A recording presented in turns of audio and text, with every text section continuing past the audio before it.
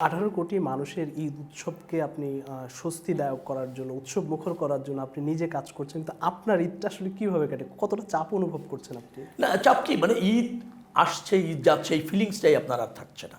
কারণ আপনাকে এত বেশি অ্যাটেনশন এখানে দিতে হচ্ছে, এত বেশি প্রতিকূলতা আপনাকে এখানে ফেস করতে হচ্ছে, এবং এটা আপনার দায়িত্বের অংশ, করতে হবে। আমি হয়তো সবাইকে স্যাটিসফাইড করতে পারছি না, হয়তো সবার প্রত্যাশা অনুসারে ফাংশন করানো যাচ্ছে না, কিন্তু সবাইকে কাছে আমার অনুরোধ থাকবে যে আমাদের চেষ্টার ত্রুটি নাই, আমাদের কিছু সীমাবদ্ধতা আছে, সেটা নিয়ে কাজ করতে হচ্ছে। আর দায়িত্বশীল ব্যক্তিদের ঈদ এনজয় করার আসলে সত্যিকার অর্থে আমাদের দেশে যে কালচার, তার সুযোগ থাকে না।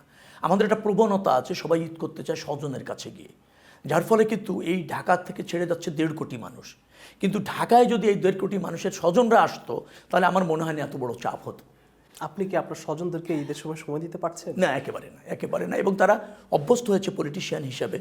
কারণ আগে যখন আমি এই দায়িত্বে ছিলাম না, তখন নেতাকর্মীরা এসে হাজির হতো, আমার পরিবার বঞ্চিত হতো, আমার সন্তান অথবা আমার স্ত্রী তারা একেবারে কাছে যাওয়ার কোনো সুযোগ ছিল না। ভোরে উঠেছি, গোসল করেছি, নামাজ পড়তে যাব, নামাজ যেখানে পড়তে গিয়েছি সেখানে হাজার হাজার নেতাকর্মীরা উপস্থিত হয়েছে নামাজ পড়ার জন্য।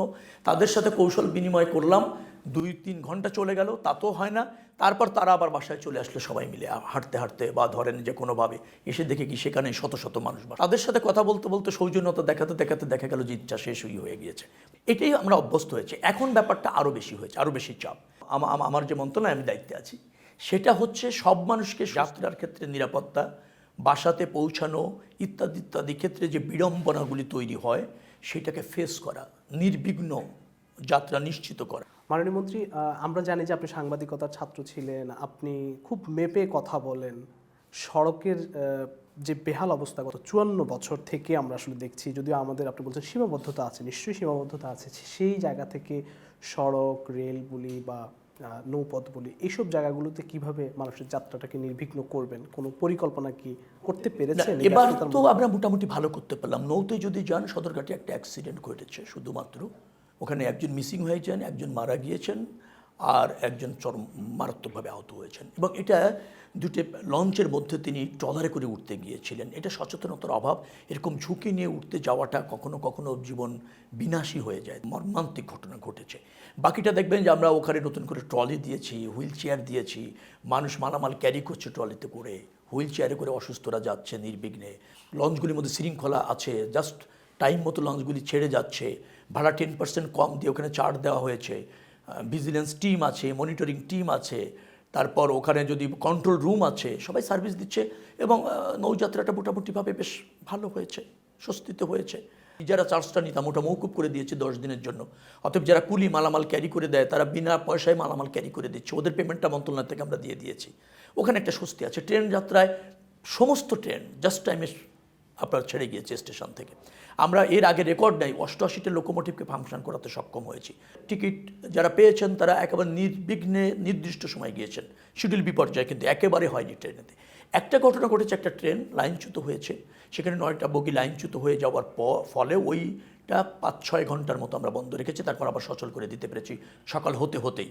আবার যেখানে দুটি, সেখানে আবার ট্রান্সশিপমেন্ট করে দিয়েছি আমরা। অর্থাৎ পঞ্চগড় থেকে এসে আপনি ওখানে যাত্রী নামিয়েছেন, ঢাকার থেকে পঞ্চগড়গামী ট্রেন গিয়ে ওই যাত্রী তুলে নিয়ে আসছে, ঢাকার থেকে যে যাত্রীরা গিয়েছে তারা পঞ্চগড়ের ট্রেনে উঠে আবার পঞ্চগড় চলে গিয়েছে, জাস্ট শিফট করে দেওয়া আর কি। এরকমভাবে আমরা ম্যানেজ করেছি দুটি শিডিউল। আর বাকিটা সকাল হতে হতেই আমরা সেই 9টা বগিকে অপসারণ করে উদ্ধার করে সাইডে নিয়ে ট্রেনটা আবার সচল করে দিতে পেরেছি। আমাদের ট্রেনের শিডিউল বিপর্যয় পর্যন্ত ঘটেনি। এবং অনলাইনে যে টিকিট আমরা বিক্রি করে থাকি, তারাও যারা অনলাইনে আগে টিকিট চেয়েছেন তারাও অগ্রাধিকার ভিত্তিতে পারচেস করতে পেরেছেন।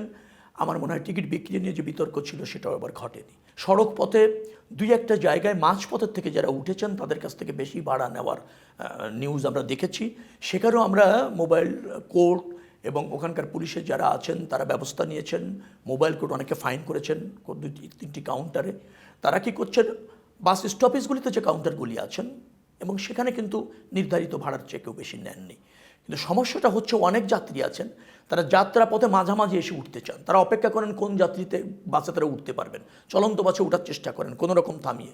100 জন 150 জন মানুষ এক জায়গায় জড়ো হয়ে আছেন, পাশ দিয়ে একটা বাস যাচ্ছে, ওই রুটের বাস তারা চেনেন, বগুড়া যাচ্ছে মনে করেন, অথবা কেউ রংপুরে যাচ্ছে, ওই চলন্ত বাসে দু একজন দাঁড়িয়ে যাওয়া যাবে কিনা, ভাই একটা সিট খালি আছে কিনা, তারা বার্গেনিং করে দেখা গেল 500 টাকা ভাড়া, বলছে যে না 700 হলে আপনি যেতে পারবেন, উঠবেন।